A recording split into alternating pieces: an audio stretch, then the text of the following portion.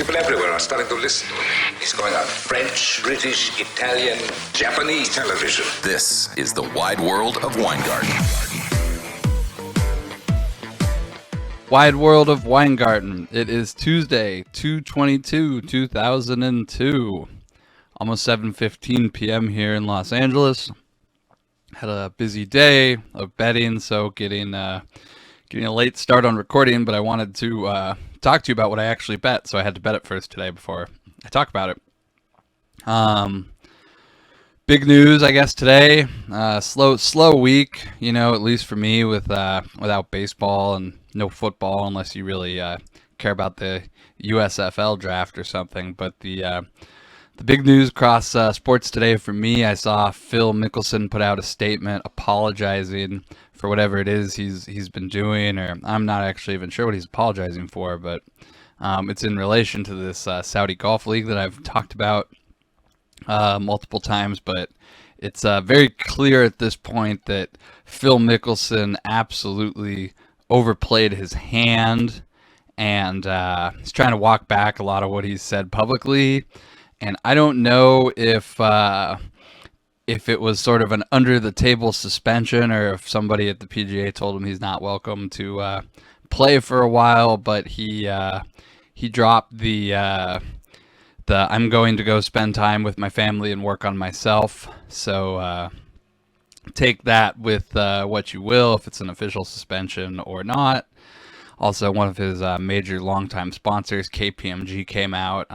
Apparently, it's no good to be associated with Phil Mickelson right now. So that's that. I think somehow I missed the news, by the way. I won't talk about this much longer, but somehow I missed the news that Donald Trump was involved with this too, and was trying to get multiple events at his courses in Scotland and Florida, and even his course in LA. But I mean, at the end of this, you have the Saudis and Trump and Phil Mickelson and 20 unnamed golfers. I don't even think they have half that anymore.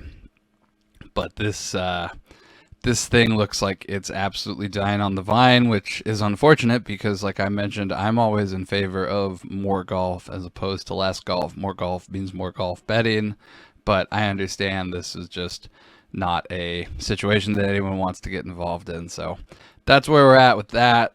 I don't think we'll be seeing Phil for a couple weeks, which is unfortunate because he could have really just been a ringer on the senior tour and been 2 or 3 to 1, a favorite in every event really. But speaking of the senior tour, the Cologuard Classic is in Tucson, Arizona this week.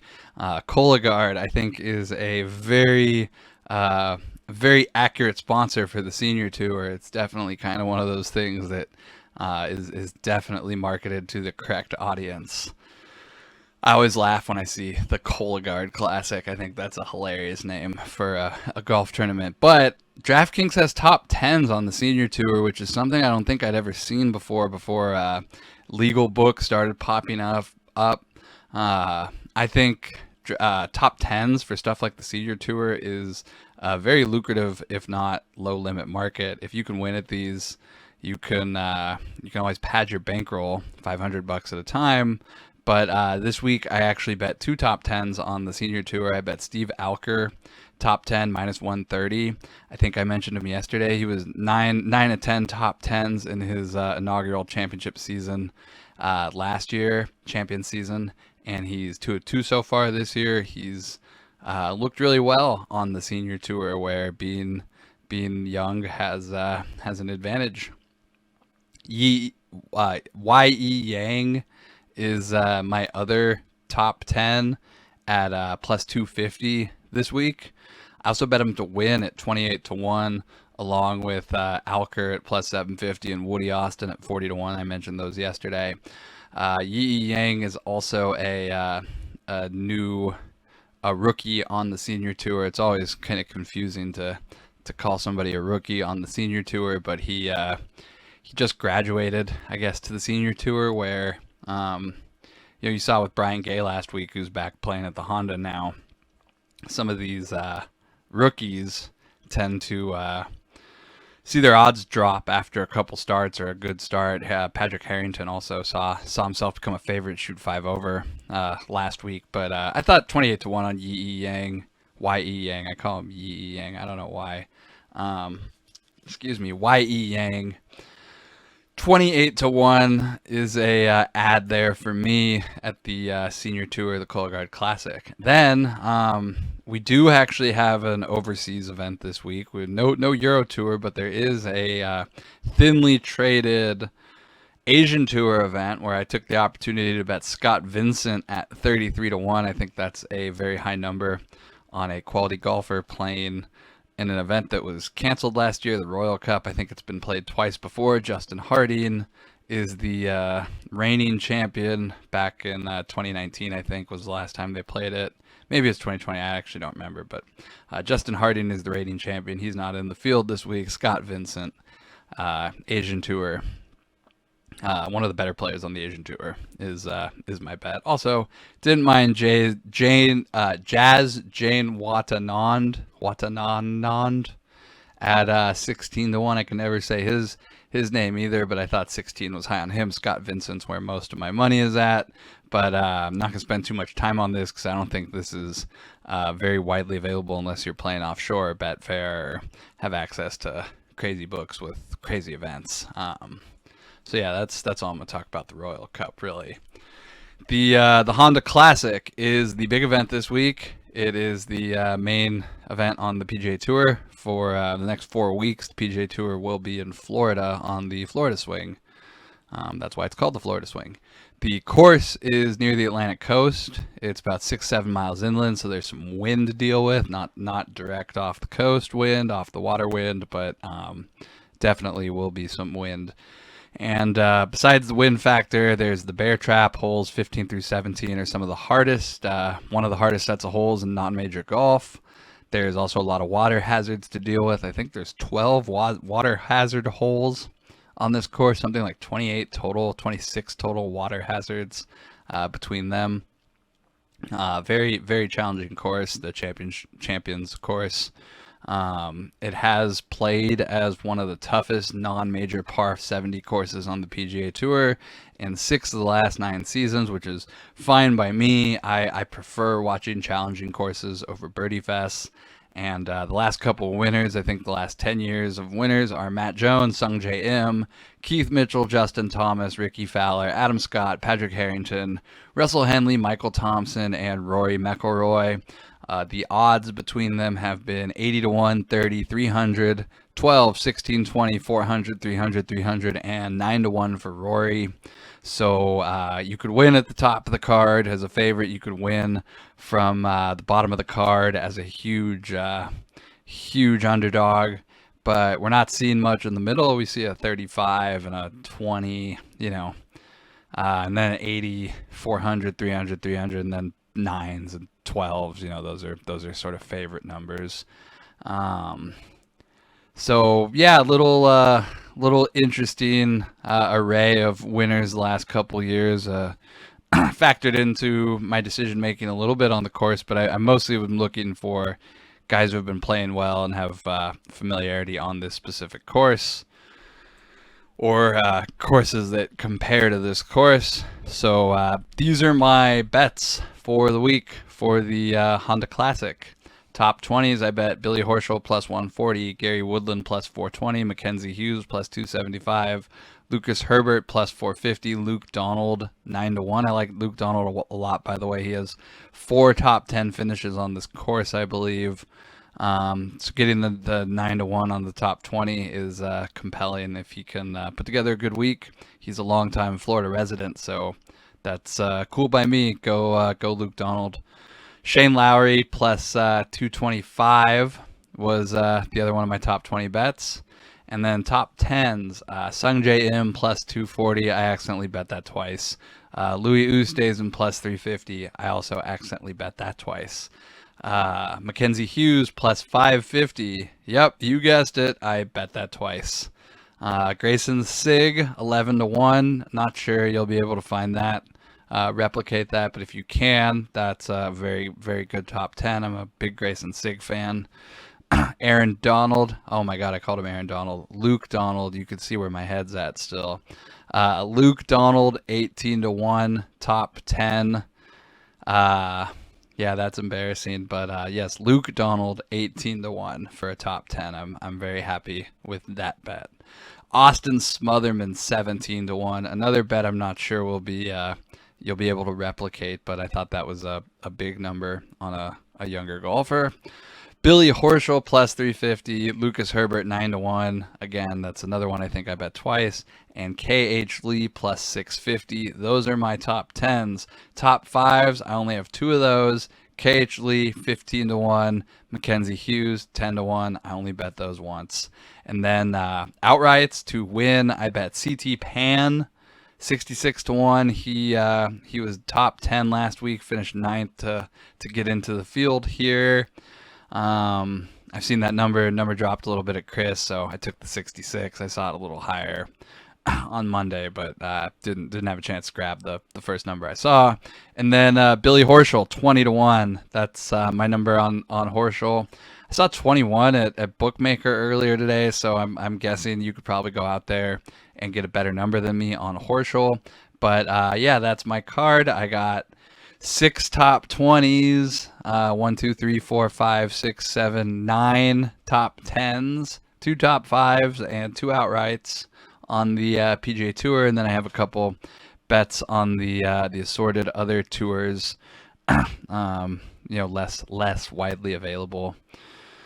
Gonna take a quick break, and then we're gonna come back and talk about the NL Rookie of the Year for a minute or 5 or 10 or whatever. So stay tuned, and I will be back after a quick break. Welcome back, Wide World of Weingarten, second half of the show. Just went through a bunch of golf bets for the week on the PGA Tour, the Honda Classic, the Cologuard on the Champions Tour, and a couple bets on the Royal Cup on the Asian Tour. I think that's everything this week, but you can go back, listen to the first half for all my bets for golf so far. I want to talk about baseball, but before I do, I quickly wanted to touch on the NFL and the bet I made yesterday, the Vikings to win the Super Bowl. I don't typically make Super Bowl bets for the upcoming season in February. I had no indication when I made the bet that Aaron Rodgers would post some cryptic Instagram comments, but here we are again, another Packers quarterback, another retirement controversy. I tend to think the moves, the signing of his old quarterback coach indicate that the Packers expect Rodgers back, but you could never really tell. In the event that he doesn't come back, I still really like this 40-1. I still really like this 40-1 even if he does come back, truthfully, just because, happy endings aren't always guaranteed in football or in any sport. And truthfully, I just think the Cousins, Jefferson, Thielen, Cook core with a new head coach, an offensive-minded head coach, might just be the thing that this veteran group needs to get them over the hump. I mean, remember, they were an 8-win team already with Zimmer, and it was just clear at the end of the season that the team had tuned him out and just wasn't responding to Mike Zimmer anymore. So Vikings 40-1, which pains me to say that as a Packers fan. I'm always a Packers fan. Once a Packers fan, always Packers fan. I just clarify that I'm temporarily transferred my allegiances to the Rams.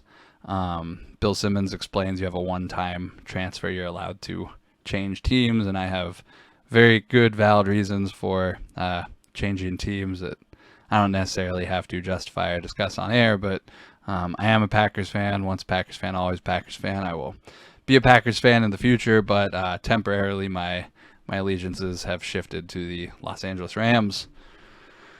But yeah, I don't know. I don't think Rodgers. I don't even think Rodgers knows if he's coming back. He probably changes his mind. But you can never really get an idea what's going through his head these days. So yeah, if the division gets shake up and Rodgers leaves, the Packers go from a double-digit projected win team to single digits, and Jordan Love is not on the same planet as Kirk Cousins or Aaron Rodgers or whatever. So we'll just put that on the back burner. I got a couple draft bets I'm thinking about. As soon as draft props go up, we'll talk more about football. But on to baseball. The big thing I want to talk about today is the NL Rookie of the Year market and Westgate. Westgate came out with their numbers today. It was a big deal in my world that Westgate put up their Rookie of the Year numbers. I wasn't planning on seeing any new numbers this week, so it popped up. Someone let me know they had just put them out, and Julio Rodriguez, who I bet last week at 16-1, I thought I was getting a great deal. DraftKings betting him 16-1. He's down to 10-1. He's down to 6-1 at Canby. Westgate, who clearly doesn't respect other books' opening numbers, opened him 40-1. And I didn't get the 40-1. You know, the saying, the early bird gets the worm. I wasn't the early bird at the Westgate today. Somebody else grabbed the 40-1, but it's fine because it's to win $10,000 market, so you can only get down so much. I wanted, you know, at 40-1, I'd probably want to bet $1,000 or something to win 40,000, or even at 40-1, I'd probably bet it to win 50,000. 10,000 is good. I'm not poo-pooing $10,000 limits, but you know, 40-1, 20-1, $10,000 limits not really gonna make a huge difference in the scheme of the season, where I end up betting, you know, 100 futures or however many bets I'll end up taking. So I ended up taking some 20-1. I thought as long as I was already committed to him at a higher number or at a lower number at 16, I'd take some 20. So I got 5 to win 10, I think, at 20-1 to win 10 grand. So that's another ticket on the pile there. I think I'm up to that gives me a total exposure, I think, of $42,000 now to win on Julio Rodriguez. And keep in mind, I do agree with Randy at Westgate, because I asked him, I said, did you mean to put up 40-1, or did you flip him with Grayson Rodriguez? Because I could definitely see how you guys could have accidentally flipped him and put that number up. Could have just been a mistake, but 40 was high. He said, no, we meant to open him at 40, and he got bet down because the DraftKings number was different, which, you know, is my doing, more or less. But 40, I think 40 is high, but I agree with Randy that I agree with him that Rodriguez definitely could not be a day one starter. It could be a month, could be 2 months before he's up in Seattle, and there's no guarantee that he doesn't struggle against big league pitching. So, you know, like I said, congratulations to the guys who got the 40 ahead of me, but it's no sure thing. And as much as I do love it, I'm, you know, I that wasn't my initial target. I wasn't even expecting that number to show up at Westgate. So it's nice to see bookmakers like Westgate really have their own opinion and be willing to put up numbers with a $10,000 win limit that people can bet into. So congratulations to them for putting up their own numbers and having their own independent thoughts on this market. It was nice to be able to compare them to the Canby and DraftKings numbers that have already been put out, and all three sets of numbers have pros and cons. There's definitely numbers that are available at one and not the other two. But the bet today that I took, that really the reason I'm talking about this, is O'Neal Cruz to win the NL Rookie of the Year. He was 10-1 at Westgate, now 7-1. I still think 7-1 is a good number, especially when you're comparing to the 3-1 at DraftKings and the 4.5-1 at Canby. Both of those I don't think are playable. But 7-1, I think O'Neal Cruz definitely is playable at that number. Still 10-1, even better. If you can find somewhere that copies Westgate, you can get 10-1. That'd be really good. Although I'm guessing you're probably more likely to get a 7 at this point, unfortunately. But for those who don't know who O'Neal Cruz is, he's 6'7". He's a shortstop. He came over from the Dodgers for Tony Watson, I think, in 2017 or 2018.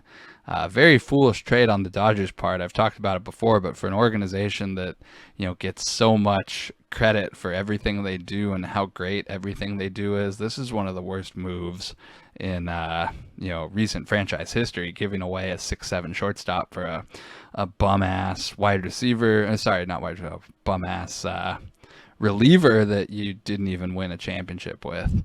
So congratulations, smartest people in the room. I always like to say even the smartest people in the room do stupid things sometimes, and this is a good example of smart people being stupid. O'Neal Cruz is starting shortstop for the Pirates. He He destroyed the minors last year. He spent most of last season at Double-A, where he earned a promotion by the end of the year to Triple-A. Played so well at Triple-A, he was only there for 6 games, hit 5 home runs, 524 average and 21 at bats. I think he had 11 hits. That's off the top of my head. I remember it was so good. Got called up to Pittsburgh for the final 2 games of the season. He had a 118.2 mile per hour hit in his first game of the season in game 161. That's the second hardest hit ball for a left-hand hitter last season behind Shohei Ohtani. Very impressive. And then in the final game of the season, game 162, he hit a home run as a 6'7" man. A lot of his swings kind of look like golf swings where he goes down to kind of get the ball and launches it with a pretty high launch angle. His home runs are pretty impressive. Sometimes they kind of look moderately effortless. And, there's the old adage, you can't teach size. That's absolutely true in O'Neal Cruz's case. I mean, you never see 6'7" shortstops. And even if he doesn't stick at shortstop, he's likely end up in the outfield. He has the speed to play center field, and with his speed and the 6'7" frame, he could physically track down balls in the outfield that other players just can't get to. I mean, it's a unicorn. It's not inappropriate to call him a unicorn in this situation. He's a very unique player, and I think 10-1 was far too high of a number to open him at. I was happy to grab that.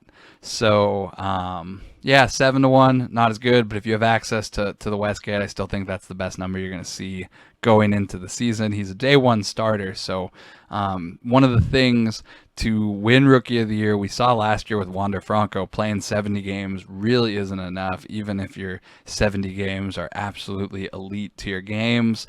The voting body of these awards is made up of essentially simpletons who can't understand and see nuance.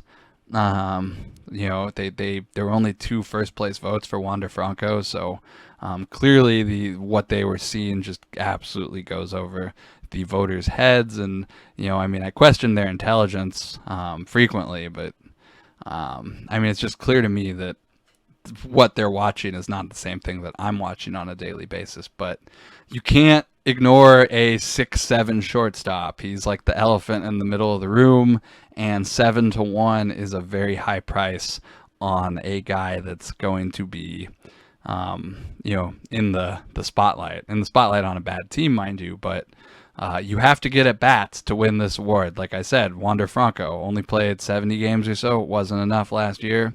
O'Neal Cruz, on the other hand, he'll be in the lineup day 1. He'll be the everyday shortstop. He will have ample opportunity to make plays, to make highlights, to win this award and make himself the front runner off the bat. So 7-1, good enough for me. Sorry I took that 10-1, but got to do that sometimes. That's how I make my money. But we'll be back tomorrow. Probably talk a little bit more golf. See if I can't find any more bets to throw some money on. Although I already apparently bet a bunch of things twice. So thank you for listening, and we'll be back tomorrow.